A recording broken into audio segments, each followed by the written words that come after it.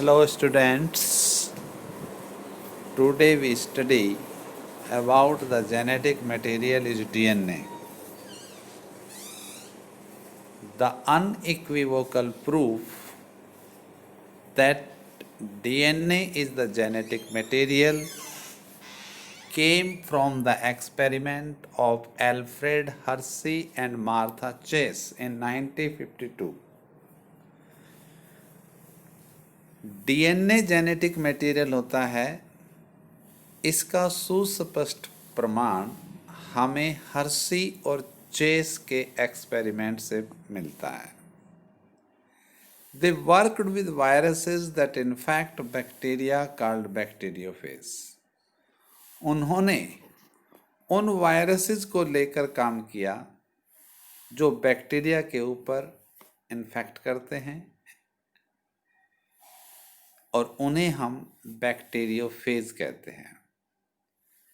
The bacteriophage attaches to the bacteria and its genetic material then enters the bacterial cell.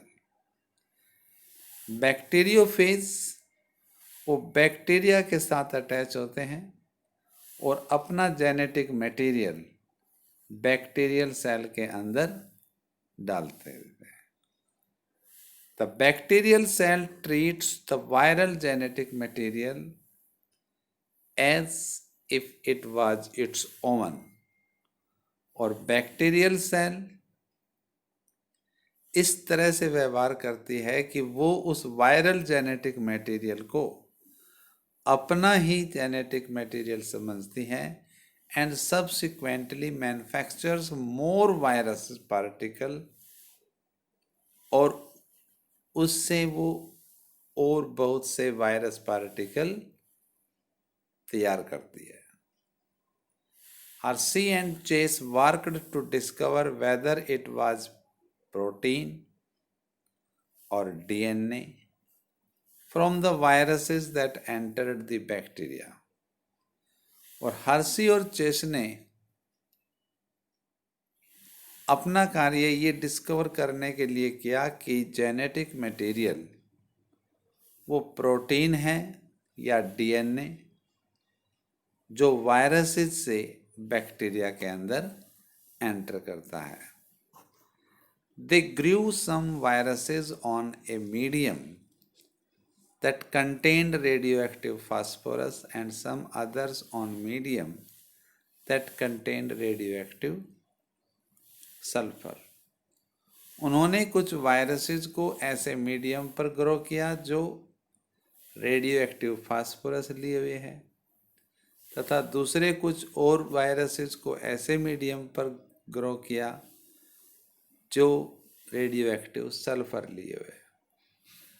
Viruses grown in presence of radio active phosphorus, और जो virus radio active phosphorus के medium में grow किए गए, उनका DNA radio active हो जाता है, और जो virus sulphur radio active sulphur में ग्रो किए, उनका प्रोटीन कोट रेडियो एक्टिव हो जाता है. तो viruses grown in presence of radioactive phosphorus contained radioactive DNA. यानी कि जिन वायरसेस को हमने रेडियो एक्टिव फास्फोरस में ग्रो किया है उनका डीएनए रेडियो एक्टिव हो जाता है, but not radio active protein, लेकिन उनका प्रोटीन कोट रेडियो एक्टिव नहीं होता. Because DNA contains phosphorus but protein does not. क्योंकि डीएनए में फास्फोरस होता है, प्रोटीन में नहीं होता. ठीक उसी तरह से viruses grown on radioactive sulphur contained radioactive protein but not radioactive DNA because DNA does not contain sulfur. क्योंकि जो virus radio active sulphur medium में ग्रो किए गए उनके प्रोटीन कोड रेडियो एक्टिव होते हैं, क्योंकि डीएनए में सल्फर नहीं होता।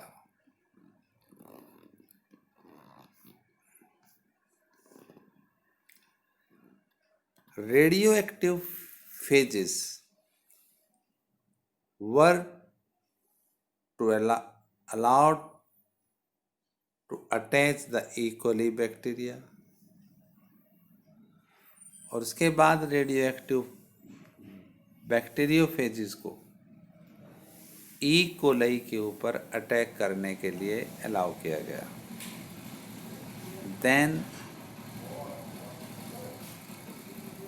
एज द इन्फेक्शन प्रोसीडेड, और जैसे जैसे इन्फेक्शन उसमें आगे बढ़ता है, viral codes were removed from the bacteria. Viral code वो बैक्टीरिया से अलग हो जाते हैं by agitating them in blender, जब उन्हें किसी ब्लेंडर में डालकर हिलाया जाता है। The virus particles were separated from the bacteria by spinning them in a centrifuge, और वायरस पार्टिकल को हम बैक्टीरिया से सेंट्रीफ्यूगेशन प्रोसेस में उससे अलग कर देते हैं। Bacteria which infect the viruses that had radioactive DNA, और वे बैक्टीरिया जो ऐसे वायरसेस से इन्फेक्ट हुए थे जिनमें रेडियोएक्टिव डीएनए था, वर रेडियोएक्टिव, उनमें रेडियोएक्टिव एलिमेंट पाया गया, इंडिकेटिंग दैट डीएनए